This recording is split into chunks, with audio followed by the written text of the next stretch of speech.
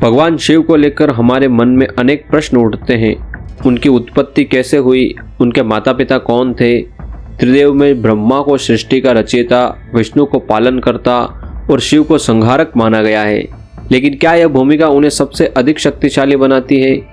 शिव को त्रिशूलधारी, गले में वासुकी नाग, मस्तक पर अर्धचंद्र, शरीर पर भस्म और बाघ की खाल धारण किए हुए दर्शाया जाता है। लेकिन क्या आपने कभी सोचा है कि यह सभी प्रतीक उनके साथ कैसे जुड़े? इन प्रतीकों के पीछे गहरी पौराणिक कथाएं छिपी हैं, जिन्हें जानकर आप भी हैरान रह जाएंगे। शिव को भांग का प्रसाद क्यों अर्पित किया जाता है? महाशिवरात्रि का पर्व इतना महत्वपूर्ण क्यों है? क्या सच में भगवान शिव आज भी कैलाश पर्वत पर अपने परिवार के साथ निवास करते हैं? ऐसा क्या रहस्य है जो किसी को भी इस पर्वत की चोटी पर पहुंचने से रोकता है? सृष्टि के निर्माण के समय ऐसा क्या हुआ कि शिव को अर्धनारीश्वर रूप धारण करना पड़ा? क्या दिव्य कारण था जिसने उन्हें अपने स्वरूप को दो भागों में विभाजित करने पर विवश किया? शिव जिनके गले में नाग है, जिनकी तीसरी आंख एक तेज संहारक है, जो अपने शरीर पर भभूत धारण करते हैं, वे आदि और अनंत दोनों हैं। उनकी महिमा का कोई अंत नहीं। स्वयं भगवान श्री राम और रावण तक उनकी आराधना करते थे। शिव को केवल संहारक नहीं बल्कि सृजन और जीवन चक्र के आधार के रूप में भी देखा जाता है। वे देवादि देव हैं जिनकी पूजा स्वयं ब्रह्मा और विष्णु भी करते हैं। लेकिन क्या आपने कभी सोचा है कि शिव वास्तव में प्रकट कैसे हुए? शिव पुराण के अनुसार भगवान शिव स्वयंभू हैं, जिसका अर्थ है वे बिना किसी माता पिता के स्वयं प्रकट हुए। वे सृष्टि के प्रारंभ से पहले भी थे और इसके अंत के बाद भी रहेंगे। वे पंच तत्वों से परे, अमर और स्वयं काल के भी स्वामी हैं। लेकिन यदि भगवान शिव का जन्म नहीं हुआ तो वे अस्तित्व में कैसे आए? इस विषय पर विभिन्न पुराणों में भिन्न भिन्न कथाएं मिलती हैं। विष्णु पुराण के अनुसार भगवान विष्णु के मस्तक से उत्पन्न ऊर्जा के कारण शिव प्रकट हुए। कहा जाता है कि सृष्टि की रचना नहीं हुई थी, तब संपूर्ण ब्रह्मांड जलमग्न था। उस समय भगवान विष्णु शेष नाग पर योग निद्रा में स्थित थे। तभी उनके मस्तक से एक दिव्य प्रकाश प्रकट हुआ, जिससे भगवान शिव का उद्भव हुआ। इसी प्रकार भगवान विष्णु की नाभि से कमल प्रकट हुआ, जिससे ब्रह्मा जी का जन्म हुआ। भगवान शिव की उत्पत्ति को लेकर विभिन्न पुराणों में भिन्न भिन्न कथाएं मिलती हैं।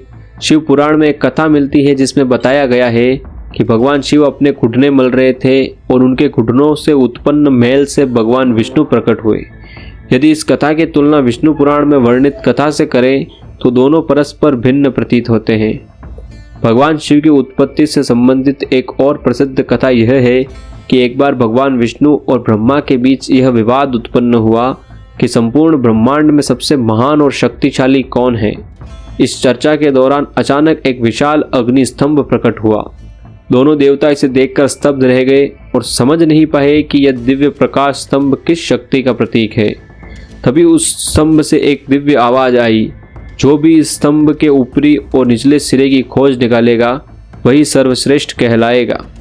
ब्रह्मा जी ने हंस का रूप धारण कर स्तंभ के ऊपरी सिरे की खोज में उड़ान भरी, जबकि विष्णु जी ने वराह का रूप लेकर स्तंभ के निचले सिरे की तलाश की। दोनों ने अत्यधिक प्रयास किए, लेकिन किसी को भी उसका छोर नहीं मिला। अंततः वे हार मानकर लौट आए। तभी भगवान शिव अपने वास्तविक रूप में प्रकट हुए और तब भगवान ब्रह्मा और विष्णु को यह स्वीकार करना पड़ा कि महादेव ही सर्वोच्च और सर्वशक्तिमान है। शिव पुराण में इस कथा का विस्तार पूर्वक उल्लेख मिलता है, जिससे यह सिद्ध होता है कि भगवान शिव का ना तो कोई जन्म हुआ, ना ही उनका कोई अंत होगा। यही कारण है उन्हें स्वयंभू कहा जाता है, अर्थात वे शाश्वत और अमर हैं। क्या ब्रह्मा भगवान शिव के पिता माने जाते हैं? यह प्रश्न सदियों से चर्चा का विषय रहा है। विष्णु पुराण में एक वर्णित कथा के अनुसार संपूर्ण ब्रह्मांड जब जलमग्न था और धरती, आकाश, पाताल सभी जल में समाये हुए थे, तब इस संसार में केवल भगवान विष्णु ही विद्यमान थे। वे क्षीर सागर में शेषनाग पर योग निद्रा में स्थित थे। तभी भगवान विष्णु की नाभि से एक दिव्य कमल प्रकट हुआ, जिससे ब्रह्मा जी का जन्म हुआ। ब्रह्मा जी और विष्णु जी ब्रह्मांड की संरचना को लेकर विचार विमर्श कर रहे थे कि अचानक भगवान शिव प्रकट हुए। लेकिन जब ब्रह्मा जी ने उन्हें पहचानने से इनकार कर दिया तो भगवान शिव प्रसन्न होकर अंतर्ध्यान हो गए। इस पर भगवान विष्णु ने अपनी दिव्य दृष्टि से ब्रह्मा जी को उनकी भूल का एहसास कराया। इसके पश्चात ब्रह्मा जी ने भगवान शिव से क्षमा याचना की और उनसे प्रार्थना की कि वे उनके पुत्र के रूप में प्रकट हो। भगवान शिव ने ब्रह्मा जी की प्रार्थना स्वीकार कर ली। जब ब्रह्मा जी ने सृष्टि की रचना प्रारंभ की तो उन्हें संतान की आवश्यकता महसूस हुई, तो उन्हें भगवान शिव का वरदान याद आया और उन्होंने कठोर तपस्या की। उनकी तपस्या से प्रसन्न होकर भगवान शिव एक बालक के रूप में उनकी गोद में प्रकट हुए। यह भगवान शिव का एकमात्र बाल्य रूप था। जब ब्रह्मा जी ने उनसे उनका नाम पूछा तो बालक शिव रो रहे थे। तब ब्रह्मा जी ने उनका नाम रुद्र रखा, जिसका अर्थ होता है रुदन करने वाला। लेकिन शिव जी तब भी शांत नहीं हुए। अंततः ब्रह्मा जी ने भगवान शिव को 108 नाम प्रदान किए, तब जाकर वे शांत हुए। इस कथा से स्पष्ट होता है कि भगवान शिव स्वयंभू है, अर्थात उनका कोई जन्म नहीं हुआ।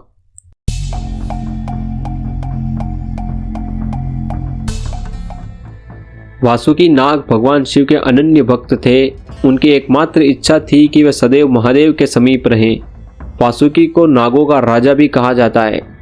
यही वासुकी समुद्र मंथन के दौरान रस्सी के रूप में उपयोग किए गए थे। जब देवता और दानव समुद्र मंथन कर रहे थे तब मदराचल पर्वत के चारों ओर वासुकी को लपेटा गया था।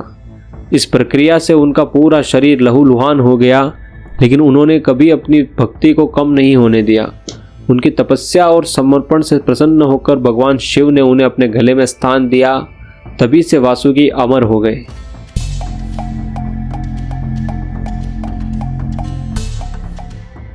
इसकी पौराणिक कथा शिव पुराण में मिलती है। कथा के अनुसार राजा दक्ष की 27 कन्याओं का विवाह चंद्रदेव से हुआ था। विवाह के समय चंद्रदेव ने राजा दक्ष से वादा किया कि वे सभी पत्नियों को समान प्रेम और सम्मान देंगे। लेकिन विवाह के उपरांत चंद्रदेव का झुकाव केवल रोहिणी की ओर अधिक हो गया। इससे उनकी अन्य पत्नियां दुखी रहने लगी और उन्होंने अपने पिता दक्ष से शिकायत की। जब राजा दक्ष को यह ज्ञात हुआ तो वे क्रोधित हो गए और उन्होंने चंद्रदेव को श्राप दे दिया कि वे एक भयंकर रोग से ग्रसित होंगे और धीरे धीरे क्षीण होते जाएंगे। इस श्राप से भयभीत होकर चंद्रदेव ब्रह्मा जी के पास गए। ब्रह्मा जी ने उन्हें भगवान शिव की आराधना करने की सलाह दी। चंद्रदेव ने भगवान शिव की कठोर तपस्या की और अंततः भगवान शिव प्रसन्न हुए। उन्होंने चंद्रदेव को वरदान दिया कि वे पूरी तरह से कभी समाप्त नहीं होंगे। वे 15 दिनों तक घटेंगे और अगले 15 दिनों में फिर से बढ़ते जाएंगे। इसी कारण अमावस्या को चांद पूरी तरह लुप्त हो जाता है और पूर्णिमा को पूर्ण रूप से प्रकट होता है। भगवान शिव ने चंद्रदेव को अपने मस्तक पर स्थान दिया, जिससे यह प्रतीत होता है कि महादेव के आशीर्वाद से ही चंद्रदेव का अस्तित्व बना हुआ है। इसी कारण भगवान शिव को चंद्रशेखर भी कहा जाता है।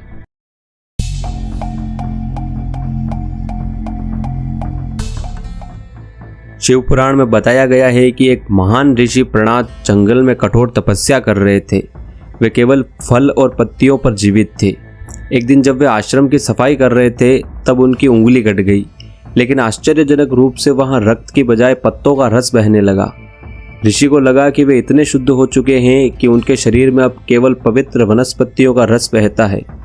यह सोचकर वे अहंकार से भर गए और पूरे ब्रह्मांड में घोषणा करने लगे कि उनसे अधिक शुद्ध कोई नहीं है। भगवान शिव ने उनके अहंकार को समाप्त करने के लिए एक वृद्ध साधु का रूप धारण किया और उनके पास पहुंचे।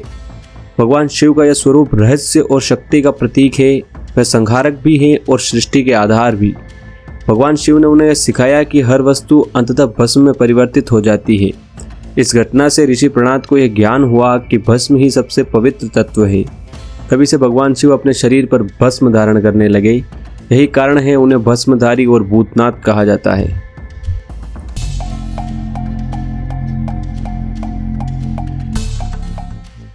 धार्मिक ग्रंथों के अनुसार भगवान शिव का त्रिशूल स्वयं महादेव से निर्मित किया गया था, लेकिन यह सदैव उनके पास नहीं था। एक कथा के अनुसार भगवान विश्वकर्मा ने यह दिव्य अस्त्र शिवजी को उपहार स्वरूप प्रदान किया। कहा जाता है कि जब सूर्यदेव की पत्नी संजना उनके प्रचंड ताप को सहन नहीं कर पाई तो उन्होंने अपने पिता विश्वकर्मा से इसका समाधान निकालने का अनुरोध किया। तब विश्वकर्मा ने सूर्यदेव की तीव्र ऊर्जा को संयमित कर एक अद्वितीय शस्त्र का निर्माण किया, जिसे त्रिशूल कहा गया। यह त्रिशूल इतना शक्तिशाली था कि केवल महादेव ही इसे संभाल सकते थे। त्रिशूल के 3 शूल सत्व, रज और तम तीनों गुणों का प्रतिनिधित्व करते हैं। यह शस्त्र संहार, सृजन और पालन की शक्ति का प्रतीक है।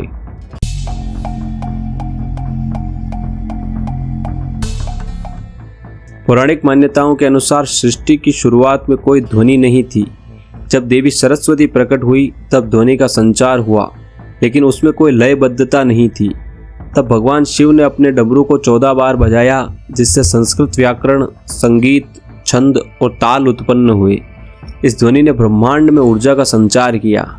कहा जाता है कि जब शिव तांडव नृत्य करते हैं और डमरू बजाते हैं तो संपूर्ण सृष्टि में नई शक्ति प्रवाहित होती है।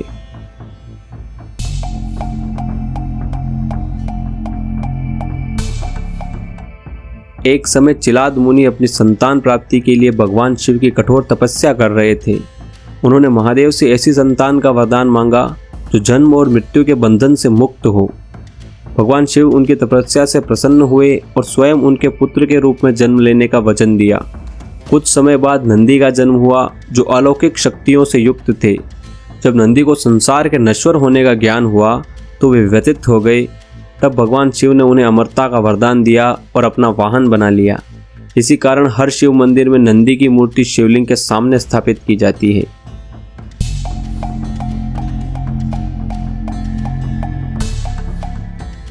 धार्मिक कथाओं के अनुसार जब समुद्र मंथन से हलाहल विष उत्पन्न हुआ तो सृष्टि की रक्षा के लिए शिवजी ने उसे अपने कंठ में धारण कर लिया।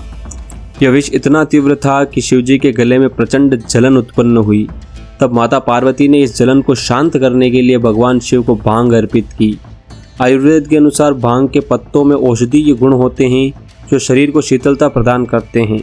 हालांकि इसका अति सेवन व्यक्ति की मानसिक स्थिति को प्रभावित कर सकता है।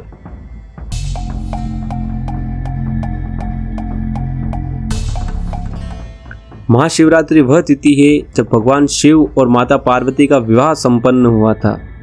इस दिन शिव भक्त विशेष पूजा अर्चना, रात्रि जागरण और उपवास करते हैं। यह दिन शिव की आराधना के लिए अत्यंत शुभ माना जाता है।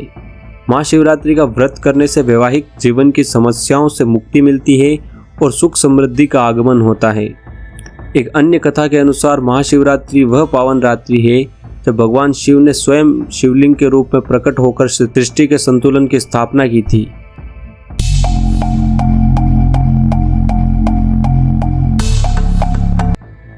शिव पुराण के अनुसार जब सृष्टि की रचना हुई तब भगवान शिव ने ध्यान मग्न होकर एक दिव्य पर्वत की उत्पत्ति की, जिसे सुमेरु कहा गया। लेकिन जब देवासुर संग्राम में सुमेरु पर्वत क्षतिग्रस्त हुआ तब शिवजी ने अपनी तीसरी आंख की अग्नि से कैलाश पर्वत का निर्माण किया। कहा जाता है कैलाश पर्वत और मानसरोवर झील के निकट एक रहस्यमय ध्वनि सुनाई देती है जो ओम की गूंज जैसी प्रतीत होती है। वैज्ञानिक इसे प्राकृतिक घटना मानते हैं, लेकिन साधक इसे आध्यात्मिक ऊर्जा का संकेत मानते हैं। इसके अलावा जैसे ही सूर्य पश्चिम में ढलता है, कैलाश पर्वत की छाया स्वास्तिक का रूप बनाती है, जो हिंदू धर्म में शुभता का प्रतीक है। वहीं जब दक्षिण दिशा से देखा जाता है तो बर्फ पर ओम का चिन्ह उभरता है, जो शिव की उपस्थिति का प्रतीक माना जाता है। पुराणों और महाकाव्यों में कैलाश पर्वत को स्वर्ग का द्वार कहा जाता है। मान्यता है कि पांडव अपनी अंतिम यात्रा में मोक्ष की प्राप्ति के लिए कैलाश पर्वत की ओर बढ़े थे, जहां युधिष्ठिर अपने सत्य और धर्म के कारण स्वर्ग में प्रवेश कर सके। यह पर्वत केवल हिंदू धर्म ही नहीं बल्कि बौद्ध, जैन और तिब्बती बौद्ध धर्म के लिए भी अत्यंत पवित्र स्थल है। कई वैज्ञानिक कैलाश पर्वत के रहस्यों को समझने का प्रयास कर चुके हैं। कहा जाता है कि चीन ने इस पर्वत की चोटी पर हेलीकॉप्टर भेजने का प्रयास किया, लेकिन अत्यधिक प्रतिकूल मौसम और दिशा भ्रम के कारण यह संभव नहीं हो पाया। इसके अलावा कैलाश पर्वत के पास उड़ने वाले किसी भी विमान या हेलीकॉप्टर के उपकरण ठीक से काम नहीं करते, जिससे इसकी भौगोलिक स्थिति और भी अधिक रहस्यमय हो जाती है। 2015 में नासा ने कैलाश पर्वत पर रिसर्च करने के लिए उपग्रहों को निर्देशित किया। निरीक्षण के दौरान कैलाश पर्वत के आसपास एक विशाल छाया देखी गई, जो ध्यान की मुद्रा में बैठी आकृति जैसी प्रतीत होती थी। इस रहस्यमय छवि ने वैज्ञानिकों को भी अचंभित कर दिया। कई लोगों ने इसे भगवान शिव की छवि माना, जिससे कैलाश पर्वत की पवित्रता और रहस्य और भी गहरा हो गया। कैलाश पर्वत केवल एक भौगोलिक संरचना नहीं बल्कि आध्यात्मिकता और शक्ति का प्रतीक है। इस पर्वत से जुड़ी पौराणिक कथाएं, वैज्ञानिक रहस्य और आध्यात्मिक अनुभव इसे अद्वितीय बनाते हैं। चाहे वह ओम का चिन्ह हो, स्वर्ग का द्वार हो या नासा की रहस्यमय छवि, कैलाश पर्वत आज भी एक अनसुलझा रहस्य बना हुआ है। दोस्तों, अगर आपको ये डॉक्यूमेंट्री वीडियो पसंद आई हो तो हमें कमेंट कर ज़रूर बताएं, वीडियो को लाइक करें और हमारे चैनल द योगेश टेल्स को सब्सक्राइब करें। मिलते हैं अगले वीडियो में, तब तक के लिए जय हिंद, जय भारत।